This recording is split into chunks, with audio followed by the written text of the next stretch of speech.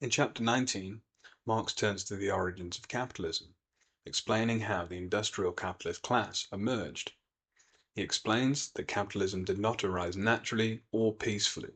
Rather, it was forged through a process of expropriation, coercion, and violence. This chapter sets the stage for understanding the brutal history of what Marx calls so-called primitive accumulation. Marx begins this section by rejecting the myth that capitalism developed from the thrift and ingenuity of industrious individuals. He mocks the idea that capitalists simply accumulated wealth through hard work and clever business practices. Instead, he emphasizes that the capitalist system was born through the dispossession of others. Marx writes, "Capital comes into the world dripping from head to toe, from every pore, with blood and dirt." This statement underscores that the accumulation of wealth in the hands of a very few required the violent expropriation of the many. Central to the rise of capitalism was the expropriation of the peasantry. In feudal societies, peasants had access to the land and the means of subsistence.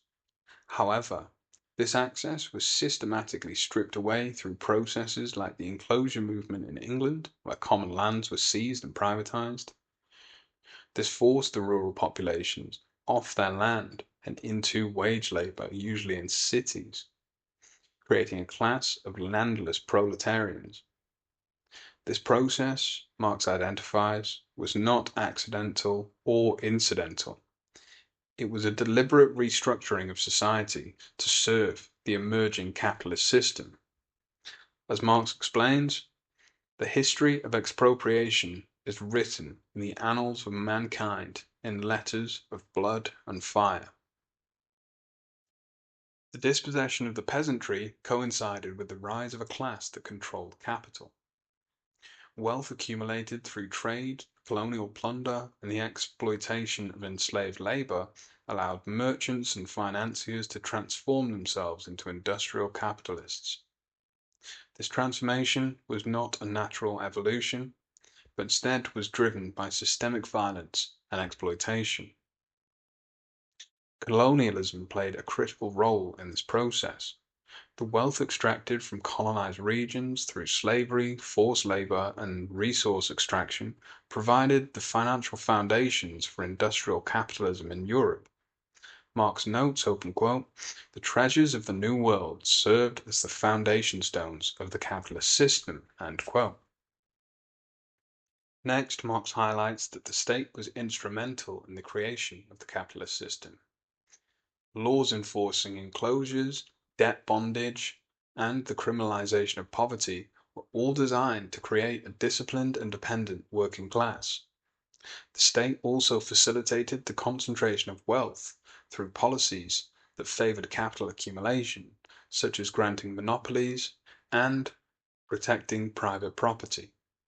Marx explains, the state, with its coercive power, was the midwife of the capitalist system. To briefly recap what we learned in chapter 19, here Marx debunks the myth of capitalism's peaceful origins, showing that the system was built on expropriation, violence, and brutal state intervention.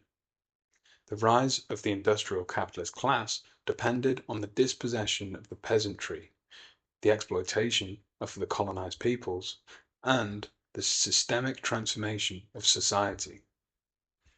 In the next chapter, Marx turns to the historical trends of capitalist accumulation, exploring how the logic of capitalism continues to expand and reshape the world. In chapter 20, Marx explores the historical trajectory of capitalist accumulation, examining how the system tends to concentrate wealth and power in the hands of a few. He argues that as capitalism develops, the expropriation of the many by the few intensifies, creating greater inequality and deeper contradictions. However, Marx also identifies a counter-tendency, the rise of the working class, which he sees as the potential gravedigger of the capitalist system. Marx begins this chapter by emphasizing that the accumulation of capital inevitably leads to the concentration of wealth and resources in the hands of fewer and fewer capitalists. This process is a continuation of the expropriation that created the system. The smaller producers are driven out by larger and more efficient enterprises. Over time, society polarizes into two main classes. One, the capitalist class, or bourgeoisie, who are the owners of the means of production, those who control the wealth, the power, and the means of production. And two, the working class, or proletariat. These are the wage labourers who have no choice but to sell their labour power in order to survive. Marx writes, the accumulation of wealth at one pole is, therefore, at the same time, the accumulation of misery, agony of toil, slavery, ignorance, brutality, and mental degradation at the opposite pole. The logic of capitalism drives it to expand continuously. Capitalists reinvest surplus value into production, seeking to dominate markets and outcompete rivals. This expansion is global in scope, as capitalism constantly incorporates new regions, resources, and labor forces into its system. Marx describes this process as a world historic mission that transforms traditional societies into capitalist economies. However, this expansion intensifies the contradictions of capitalism. The drive for profits leads to overproduction, market crises, and increasing inequality. Capitalism's growth creates the conditions for its own instability, as the very processes that generate wealth also deepen its systemic vulnerabilities. Marx states, the development of capitalism creates the conditions for its own negation. Finally, in this section, Marx argues that the same processes that concentrate wealth and power also create a unified and disciplined working class. As capitalism develops, workers are brought together in factories, mines, and other centers of production where they share common experiences of exploitation. This collective experience fosters class consciousness and creates the potential for organized resistance. Marx writes, open quote, the expropriators are expropriated. The capitalist mode of production, like the feudal system that it replaced, becomes unsustainable. End quote. Marx envisions a revolutionary transformation where the working class overthrows the capitalist system, seizing the means of production and reorganizing society around collective ownership. This is not an inevitable outcome, but a possibility born from the contradictions of capitalism itself. So, to quickly review chapter 20, here Marx reveals the historical tendencies of capitalism, the concentration of wealth, the expansion of exploitation, and the deepening contradictions that risk destabilizing the system.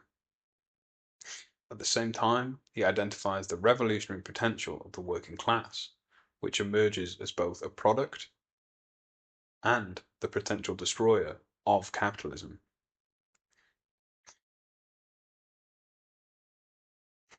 In this final chapter of Das Kapital, Volume 1, Marx analyzes the role of colonization in the development of capitalism. He focuses on how colonial practices exported capitalist social relations to new regions, forcibly transforming traditional societies into a part of the global capitalist system. Marx here also critiques the justifications for colonization, exposing how it served the interests of capital accumulation at the expense of indigenous populations. First, Marx explains that colonization was a key mechanism of primitive accumulation, where pre-capitalist societies were forcibly restructured to fit the needs of the capitalist system. Lands were seized, indigenous populations were dispossessed, and traditional communal forms of property were destroyed. This process mirrored the enclosures in Europe, but was carried out on a global scale.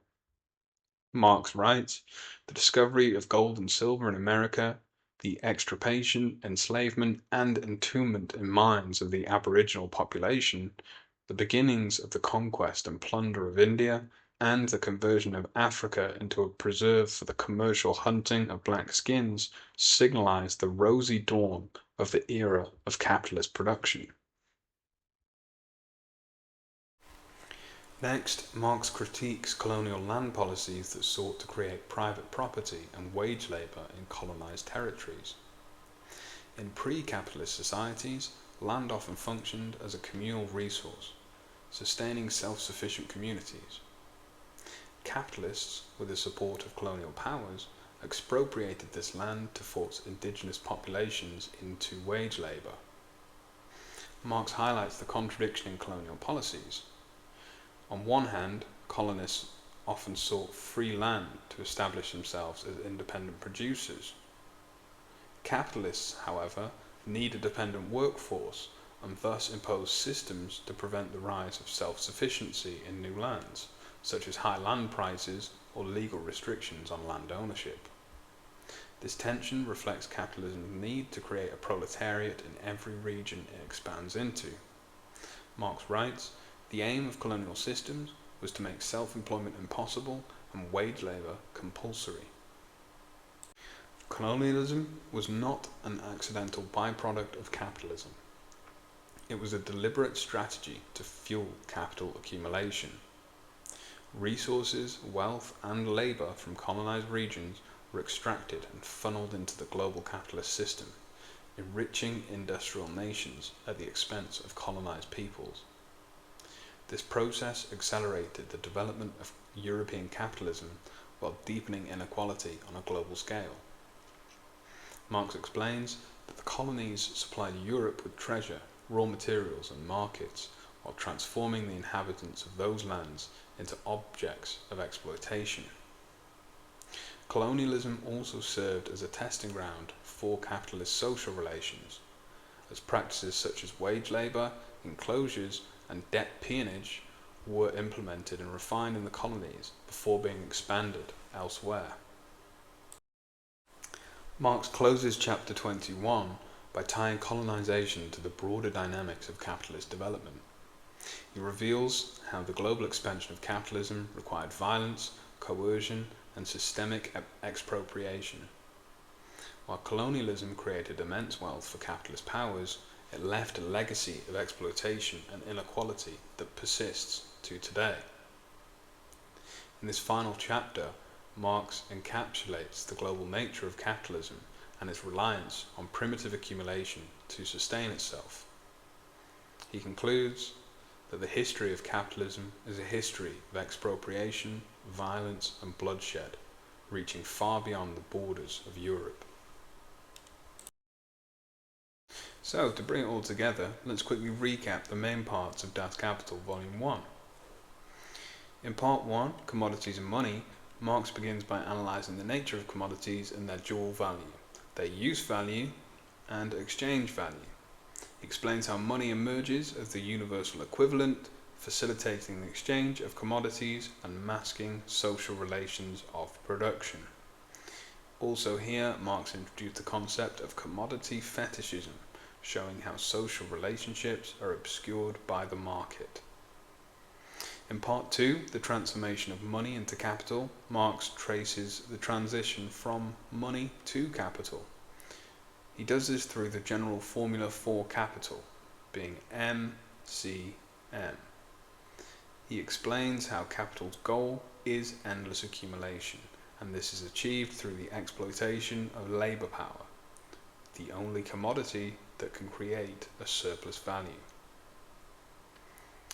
Next, Part 3, in the production of absolute surplus value, Marx explores how surplus value is extracted through the lengthening of the working day. In this part, he examines the valorization process, the roles of constant and variable capital, and how surplus value is mathematically expressed as a ratio of unpaid to paid labour. In this part, the working day becomes the battlefield where capital and labour clash perpetually over time. Next, part 4 on the production of relative surplus value, Marx shifts his focus to productivity. He shows that by reorganizing labour through the division of labour, manufacture and machinery, capitalists shorten necessary labour time, increasing their share of profit without increasing the length of the working day. In part 5, Marx explains how absolute and relative surplus value are combined in capitalist production, whether by lengthening the working day or intensifying productivity. Capitalists use every method available to extract more value from labour.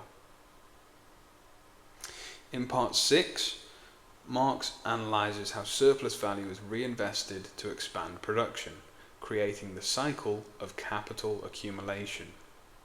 Marx also explores here how the circulation of surplus value sustains capitalism while introducing contradictions such as overproduction and market crises. Finally, in part 7, Marx turns to capitalism's origins. He debunks the myth of peaceful development, showing how violence, dispossession, and colonialism created the conditions for the capitalist system to thrive. From the Enclosure movement to global colonization, Marx reveals how capitalism's history is rooted in exploitation. And that's everything from us. This has been the Left Library, covering Das Kapital Made Easy, Volume 1. If you've enjoyed, please do leave us a like, subscribe, or comment to let us know some of your thoughts about it. Thank you again for watching, and we'll see you next time.